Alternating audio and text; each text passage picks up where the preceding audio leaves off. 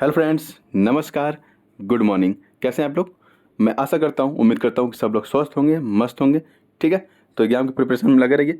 और यहाँ पे मैं डेली करंट अफेयर पढ़ाता हूँ, वो भी मैप के साथ। और आज है 25 जुलाई। ठीक है, तो आज देखते हैं हम लोग क्या सीखने को मिलता है। ओके, तो मैं स्वागत करता हूँ सीएस के सीएम क्लासेज में आपका। और आपसे एक रिक्वेस्ट है कि आप ज़्यादा से ज़्यादा वीडियो को लाइक शेयर और सब्सक्राइब करें प्लीज़। ठीक है, तो चलिए आज का क्वेश्चन शुरू करते हैं। आज क्या आपको सीखने को मिलता है यहाँ पे देखते हैं। भारत की पहली कैनबिस मेडिसिन परियोजना का नेतृत्व किस राज्य और केंद्र शासित प्रदेश द्वारा किया जा रहा है, ये आपको बताना है। देखिए सिंपल कर दूं मैं, तो भारत की पहली, आप कैनबिस का मतलब होता है जो है उसका मतलब होता है भांग। ठीक है, भांग तो आप नाम सुने होंगे, बहुत लोग नाम सुन के खुश भी हो गए होंगे कि अरे भांग भांग, हाँ वही भांग है जो होली पे पीते हैं और जो गाँव में देखने को मिलता है। ठीक है, तो वही भांग की बात हो रही है। तो भारत की पहली कैनबिस यानी भांग से, ठीक है, दवाई बनाई जाएगी, मेडिसिन बनाई जाएगी। ओके, तो इस तरह की परियोजना कहाँ पे शुरू किया गया, भारत के किस राज्य में? तो इसका सही जवाब है जम्मू कश्मीर में। ठीक है, जम्मू कश्मीर में ये परियोजना चलाई जा रही है। और इसमें एक कनाडा की एक फर्म कंपनी रहेगी, कनाडाई एक कंपनी रहेगी, और भारत का जो CSIR होता है और IIM करके है। ठीक है, तो ये सब कोलैबोरेट करके वहाँ पे दवा बनाएंगे। ठीक है, पहले तो भांग की खेती होगी, वहाँ पे भांग की खेती होगी, इस पर रिसर्च होगा और इस पर तरह तरह की रिसर्च करके दवा बनाई जाएगी। और कैंसर जैसे खतरनाक बीमारी को ठीक करने वाली ये दवा यहाँ पे बनाई जाएगी। जो मिर्गी होता है उसको ठीक करने के लिए जो दवा होती है वो सब यहाँ पे बनाई जाएगी। ठीक है, और न्यूरोपैथी जैसे कि जो तंत्रिका तंत्र में विकार आ जाने के कारण, खराबी आ जाने के कारण कहीं कहीं लकवा मर जाता है और झंझनाहट सी होने लगती है शरीर में, तो इस तरह की जो भी बीमारियां हैं उनको टैकल करने के लिए यहाँ पे भांग से दवा बनाई जाएगी, यानी कि कैनबिस से दवा बनाई जाएगी। ठीक है, तो इसका सही जवाब था कैनबिस मेडिसिन परियोजना जम्मू कश्मीर में चलाई जा रही है। तो चलिए जम्मू कश्मीर के बारे में कुछ यहाँ पे जान लेते हैं। ये देखिए अपना सुंदर भारत है, और इसके नॉर्थ तरफ अब चले जाएंगे तो इधर लद्दाख दिखेगा और इधर दिखेगा जम्मू कश्मीर। जूम करके देख लीजिए। ठीक है, ये देखिए जम्मू कश्मीर वाला ये पार्ट है, ये जम्मू कश्मीर वाला पार्ट है, ये कारगिल का पार्ट है, ये लद्दाख का पार्ट है, और ये POK वाला पार्ट है जहाँ पे पाकिस्तान ने कब्जा करके रखा है। ठीक है, तो यहाँ पे आपको LOC दिखाई देगा यहीं पे, और यहाँ पे दिखाई देगा LAC, यानी कि लाइन ऑफ एक्चुअल कंट्रोल है, और लाइन ऑफ कंट्रोल यहाँ पे है। ठीक है, तो लाइन ऑफ एक्चुअल कंट्रोल ये अक्साई चीन वाला पार्ट है जहाँ पे चाइना का कब्जा कर रखा है। ठीक है, तो ये है। अगर नेचुरल यहाँ पे लोकेशन वो दिखाऊँ आपको मैप जम्मू कश्मीर का, तो देखिए जम्मू कश्मीर का ये पूरा इलाका है, ये कश्मीर वैली है। ठीक है, इधर ही पूंछ इलाका पड़ता है जहाँ पे ज़्यादातर आतंकवादी गतिविधियाँ होती रहती हैं यहाँ पे। ठीक है, और यहाँ पे देखिए जो सिंधु नदी यानी कि इंडस नदी है वो यहाँ से प्रवेश करती है, आपको जम्मू कश्मीर में आप दिखाई देगा। ये एक साइड चीन वाला पार्ट है, ये काराकोरम वाला पार्ट है, आपको ये सब यहाँ पे दिखाई देगा। ठीक है, आगे चले तो जम्मू कश्मीर संबंधी जो करंट अफेयर उसको देख लेते हैं। अभी हाल ही में जम्मू कश्मीर में एक मोबाइल ऐप लॉन्च किया गया जिसका नाम है दोस्त, इसको याद रखेंगे। अभी जम्मू कश्मीर के रियासी डिस्ट्रिक्ट में लिथियम रिजर्व पाया गया है। ठीक है, तो उसको भी आप याद रखेंगे, कहाँ पे? रियासी डिस्ट्रिक्ट में लिथियम रिजर्व पाया गया है। अभी जो नामदा कला है वहाँ पे जो विलुप्त हो रही थी उसे स्किल इंडिया प्रोजेक्ट के तरफ फिर से जिंदा किया गया है। तो आप नामदा कला को याद रखेंगे, नामदा कला जम्मू कश्मीर से संबंधित है। अभी जम्मू कश्मीर का जो एक रूरल लाइवलीहुड जो मिशन था उसको अभी स्कॉच अवार्ड से सम्मानित किया गया है।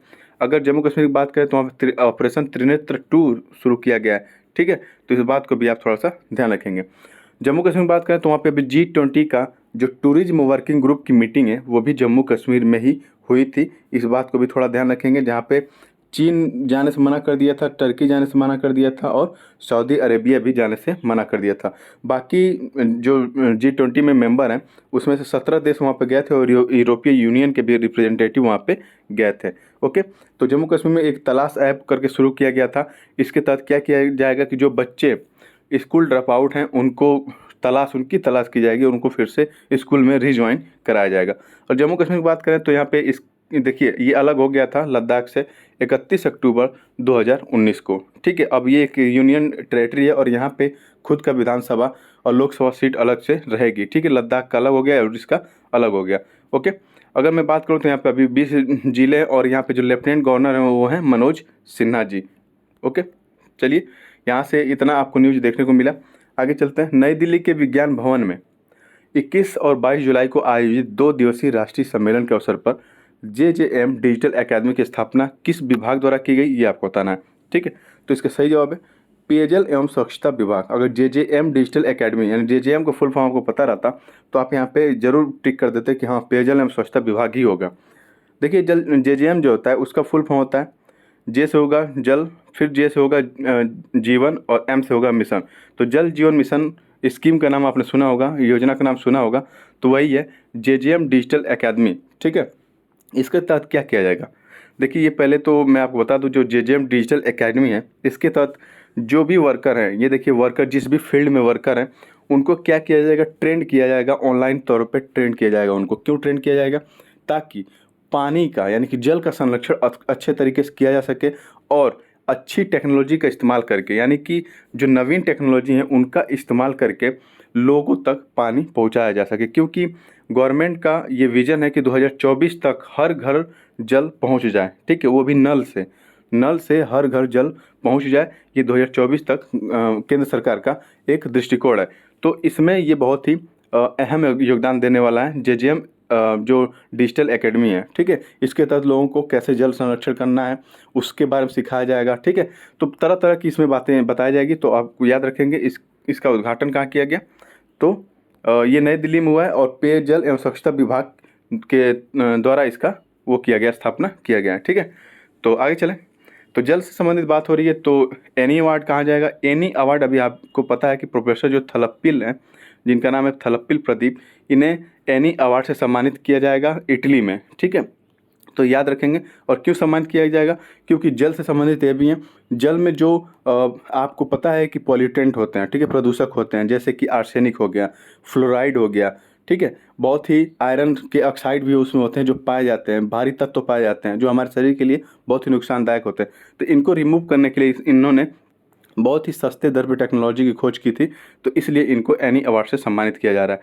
अगर ओडिशा के गंजम डिस्ट्रिक्ट की बात करूँ, यहाँ जिला की बात हो रही है, गंजम डिस्ट्रिक्ट की बात करूँ तो उसे अभी नेशनल वाटर अवार्ड दिया गया था 2023 में। ठीक है, ये डिस्ट्रिक्ट की बात हो रही है। आगे चलें तो अगर दिल्ली में इसका उद्घाटन किया गया, ठीक है, स्वच्छ पेयजल विभाग द्वारा, तो दिल्ली की लोकेशन दिखा दे रहा हूँ। ये देखिए सुंदर भारत है, यहाँ पे आपको दिल्ली दिखेगा। दिल्ली जो है उत्तर प्रदेश, फिर हरियाणा और इधर आपको राजस्थान से लगता हुआ दिखाई देगा। और ये देखिए एनसीआर रीजन जिसे हम बोलते हैं, ठीक है, जो नेशनल कैपिटल रीजन है उसको मैं दिखा देता हूँ। तो ये तो दिल्ली है। ठीक है, इधर आपको उत्तर प्रदेश की लोकेशन दिखेगी। उत्तर प्रदेश के जिला 1 2 3 4 5 जिले उत्तर प्रदेश से लगे हैं, फिर हरियाणा के जिले लगे हुए हैं। ठीक है, और ये जो है राजस्थान के भी कुछ 1 2 जिले लगे हुए हैं। इन सब जिलों को मिला के एनसीआर रीजन बोला जाता है। ठीक है, तो याद रखेंगे। चलिए आगे चलते हैं। 5वां हेलीकॉप्टर एवं लघु विमान शिखर सम्मेलन 25 जुलाई को किस राज्य में आयोजित किया गया था, ये आपको बताना है। तो 5वां हेलीकॉप्टर एवं लघु विमान शिखर सम्मेलन, तो इसका सही जवाब है मध्य प्रदेश। मध्य प्रदेश के खजुराहो में इसका आयोजन किया गया था। क्यों, इसका उद्देश्य क्या था? तो देखिए, reaching the last mile regional connectivity, ठीक है, किसके द्वारा? हेलीकॉप्टर और स्मॉल एयरक्राफ्ट के द्वारा। मतलब भारत के कोने कोने तक पहुंचने का इनका जो उद्देश्य है, जैसे मान लीजिए अभी एक स्कीम आई थी उड़ान स्कीम। ठीक है, उड़ान स्कीम जिसका लक्ष्य क्या था? उड़े देश का आम नागरिक। ठीक है, जो उड़ान स्कीम है उसी के तहत ये सम्मेलन कराया जा रहा है। और उड़ान स्कीम का मतलब ही है उड़े देश का आम नागरिक। इसका लक्ष्य यही था कि मतलब रीजनल लेवल पे हवाई अड्डे बनाने के लिए, ठीक है, जैसे कि मान लीजिए आप अभी जिस भी शहर में, वहाँ से कम अगर आपको 600-700 किलोमीटर दूरी पे जाना है और कम समय में जाना है, तो आपके पास मतलब आपके एरिए में एयरक्राफ्ट की सुविधा हो, ठीक है, लघु विमान की सुविधा हो, छोटे हेलीकॉप्टर उनकी सुविधा हो, ताकि आप कम समय में वहाँ यहाँ से वहाँ जा सकें। ठीक है, तो यही उड़ान स्कीम का लक्ष्य था और इसके लॉन्च किया गया था 2016 में और 10 वर्ष तक इसकी अवधि थी, यानी 2016 से लेकर 2026 तक पूरे भारत को रीजनल कनेक्टिविटी के माध्यम से जोड़ देना था इसका लक्ष्य। ठीक है, तो उसी के तहत ये फिर से क्या किया गया कि हेलीकॉप्टर स्मॉल एयरक्राफ्ट सबमिट किया गया खजुराहो मध्य प्रदेश में, ताकि उसमें जो भी इनिशिएटिव हैं, जैसे कि जो भी चैलेंजेज हैं कि कोई दुर्घटना ना हो जाए, अच्छे से एयरक्राफ्ट का संचालन किया जाए, यहाँ पे रनवे बनाया जाए। ठीक है, तो इस तरह से यहाँ पे बातचीत की गई। ठीक है, काफ़ी कंपनियों को भी इनवाइट किया गया था कि आप इसमें हस्तक्षेप करिए, अपना प्रोजेक्ट हमें दिखाइए और इसे लॉन्च करिए। ठीक है, तो ये मीटिंग आपको खजुराहो मध्य प्रदेश में दिखी थी और ये उड़ान जो स्कीम है उसके तहत इसको लॉन्च किया गया था। तो इस बात को थोड़ा सा आप ध्यान देंगे। ठीक है, मध्य प्रदेश की बात हो रही है तो जो खजुराहो जहाँ पे ये लॉन्च हुआ था, खजुराहो आपको पता है कि एक हेरिटेज साइट है, और मध्य प्रदेश के खजुराहो में ही G20 की जो पहली कल्चरल यानी कि जो सांस्कृतिक समूह की बैठक थी वो हुई थी। आप इस बात को भी थोड़ा सा यहाँ पे ध्यान देंगे, ठीक है। आगे चले तो मध्य प्रदेश का जो उज्जैन जिला है, ठीक है, वहाँ पे विश्व की पहली वैदिक घड़ी लॉन्च की गई थी, इस बात को भी थोड़ा सा ध्यान देंगे। और लाडली बहना स्कीम करके वहाँ के जो मध्य प्रदेश के CM हैं जिनका नाम है शिवराज सिंह चौहान, अपने बर्थडे के दिन लाडली बहना स्कीम लॉन्च किए थे। और इसके तहत क्या करेंगे कि 1,000 रुपया उन महिलाओं को दिया जाएगा जो इस स्कीम की पात्र होंगी, ठीक है। तो आगे चलें तो देखिए अभी मध्य प्रदेश में ही, ठीक है, मध्य प्रदेश में ही सिकल सेल डिजीज से संबंधित एक स्कीम लॉन्च की गई, और उसमें ये कहा गया कि 2047 तक सिकल सेल एनीमिया यानी सिकल सेल जो डिजीज है उसको 2047 तक भारत से ख़त्म करना है, ठीक है। तो आगे चलें तो मध्य प्रदेश टॉप, जैसे देखिए अभी मैंने बताया कि जो उड़ीसा गंजम जिला है उसे नेशनल वाटर अवार्ड मिला है जिला की श्रेणी में। अगर राज्य की श्रेणी में बात करें तो मध्य प्रदेश को मिला है नेशनल वाटर अवार्ड, ठीक है, बेस्ट स्टेट कैटेगरी में। तो चलिए आगे चलते हैं अगले प्रश्न की तरफ। अभी हाल ही में जारी हेनले पासपोर्ट इंडेक्स 2023 में भारत ने पिछले वर्ष की तुलना में इस बार सुधार किया है। भारत की रैंक क्या रही है ये आपको बताना है। तो इस बार भारत की रैंक रही है 80, ठीक है, यानी कि 80वें स्थान पे है भारत इस बार। और पहले नंबर पे कौन है वो भी मैं आपको दिखा देता हूँ। देखिए इस रैंक में पहले नंबर पे आपको दिखेगा सिंगापुर, ठीक है। इससे पहले जापान यहाँ पे काबिज रहता था हमेशा, लेकिन इस बार सिंगापुर इस रैंक में सबसे पहले नंबर पे दिखेगा, ठीक है। तो यहाँ पे आप देख लीजिए ये रैंकिंग है। और एक मिनट, अगर भारत की बात यहाँ पे करें तो इस रैंक में भारत 80वें स्थान पे है, और वो भी किस किस देश के साथ, एक सेनेगल है और टोगो। जो सेनेगल और टोगो देश हैं उसके साथ भारत इस रैंक में 80 पोजीशन पे है, ठीक है, 2023 में। ये रैंक बताती क्या है, ये रैंक ये अब बताती है आपको कि आपका जो पासपोर्ट है, आपका जो वीज़ा है, जो पासपोर्ट है कितना मजबूत पासपोर्ट है आपका, आपको बिना वीज़ा के कितने देशों में फ्री एंट्री मिल सकती है। तो भारत की रैंक अभी 80 है, तो ये भारत 57 कंट्री में फ्री, ठीक है, 57 कंट्री में बिना वीज़ा का जा सकते हैं भारतवासी, ठीक है। और सिंगापुर की बात करें तो ये 192 कंट्री में 192 कंट्री में बिना वीज़ा के ये लोग जा सकते हैं, ठीक है। तो ये इसका मतलब होता है अगर सेनेगल और टोगो के साथ भारत 80 रैंक पे है तो सेनेगल और टोगो की लोकेशन मैं आपको दिखा देता हूँ यहाँ पे, ठीक है। ये देखिए ये अफ्रीका का मैप है, ओके। और ये वाला जो इलाका है, ये वाला जो एरिया है, यहीं पे सेनेगल और टोगो आपको दिखाई देगा। तो यहाँ पे देख लीजिए, पहले मैं टोगो दिखा देता हूँ। यहाँ देखेंगे आप टोगो दिखाई देगा, ठीक है, टोगो, ओके, यहाँ पे टोगो। अगर सेनेगल का आपको देखना है तो यहाँ पे देख लेंगे सेनेगल, यानी कि इस एरिया में आपको सेनेगल यहाँ पे दिखाई देगा जिसकी राजधानी है डकार। तो आगे चलें, जब रैंकिंग की बात हो रही है तो कुछ और रैंकिंग यहाँ पे देख लेते हैं। भारत की अभी रैंकिंग फीफा वर्ल्ड कप में, ठीक है, फीफा ने अभी जारी की है फुटबॉल में रैंकिंग मेंस में, तो वो भी है 99 रैंकिंग है, यानी कि 99 पोजीशन पे है भारत इस समय। अगर पीसफुल इंडेक्स की बात करें तो भारत की रैंकिंग है 163 में से 126 है। इस बात को भी थोड़ा सा आप ध्यान रखेंगे, थोड़ा सा ये रैंकिंग आप माइंड में बनाए रखेंगे, ठीक है। अगर वर्ल्ड प्रेस फ्रीडम इंडेक्स की बात करेंगे तो भारत इसके मतलब इस रैंकिंग में गिरावट आई है, और भारत 180 कंट्री में से 161वें स्थान पर है। अगर ग्लोबल कॉम्पिटिटिवनेस इंडेक्स की बात करें तो भारत की रैंकिंग है 40, ठीक है। अगर मैं जो नेशनल लेवल पे जो रैंकिंग जारी की जाती है, जो इंस्टीट्यूट है उनकी रैंकिंग जारी की जाती है, तो उसे हम NIRF रैंकिंग कहते हैं। और इसमें IIT जो मद्रास है वो हर एक सेक्टर में टॉप पे है, ठीक है। तो ओवरऑल वो IIT मद्रास टॉप पे है NIRF रैंकिंग में। अगर यहाँ पे वर्ल्ड लार्जेस्ट इकोनॉमी की बात किया जाए तो सबसे बड़ी इकोनॉमी है USA की, यानी यूनाइटेड स्टेट ऑफ अमेरिका की। और यहाँ पे 5वें नंबर पे आता है वर्ल्ड लार्जेस्ट इकोनॉमी में भारत, ठीक है। दूसरे नंबर पे चीन है, तीसरे पे जापान, चौथे पे जर्मनी है, और 5वें पे इंडिया है जो यूनाइटेड किंगडम को पीछे छोड़ के आगे बढ़ा है, ठीक है। आगे चले तो आयकर दिवस, इनकम टैक्स कब मनाया जाता है, आयकर दिवस यानी कि इनकम टैक्स डे कब मनाया जाता है, तो इसका सही जवाब है 24 जुलाई को। 24 जुलाई को हर साल इनकम टैक्स दिवस मनाया जाता है, इस बात को ध्यान रखेंगे। तो ये क्यों मनाया जाता है वो भी मैं बता देता हूँ, क्योंकि 24 जुलाई 1860 में जो सर जेम्स विल्सन थे उन्होंने ही पहली बार इनकम टैक्स का परिचय दिया था भारत में। ठीक है, वो भी क्यों 1860 में, क्योंकि आपको पता है कि जो आज़ादी के प्रथम लड़ाई जो माना जाता है 1857 में जो हुई थी क्रांति, उसके बाद भारत की जो अर्थव्यवस्था है वो थोड़ा सा खराब हो गई थी पैसे के मामले में। ठीक है, खराब हो गई थी, तो उस खराब अर्थव्यवस्था को फिर से भरपाई करने के लिए इनकम टैक्स को इंट्रोड्यूस किया गया था 24 जुलाई 1860 में भारत में। ठीक है, तब से यहाँ पे भारत में तब से तो नहीं, लेकिन ये 2020 से लगभग फिर से ये इनकम टैक्स डे मनाया जाने लगा भारत में 24 जुलाई को। ओके, तो अगर जुलाई की इम्पोर्टेंट डे की बात करें तो यहाँ देख लीजिए, 1 जुलाई को मनाया जाता है नेशनल डॉक्टर्स डे। ठीक है, 1 जुलाई को नेशनल डॉक्टर्स डे मनाया जाता है, और international plastic bag free day मनाया जाता है 3 जुलाई को। ओके, और 11 जुलाई को वर्ल्ड पॉपुलेशन डे मनाया जाता है। उसके बाद इधर आ जाएं हम नीचे की तरफ, तो 24 जुलाई को उधर देख सकते हैं इनकम टैक्स डे मनाया जाता है, और 20 जुलाई को अभी मैंने बताया था वर्ल्ड चेस डे मनाया गया था, यानी कि विश्व शतरंज दिवस, और विश्व मून दिवस चंद्रमा दिवस भी मनाया गया था 20 जुलाई को।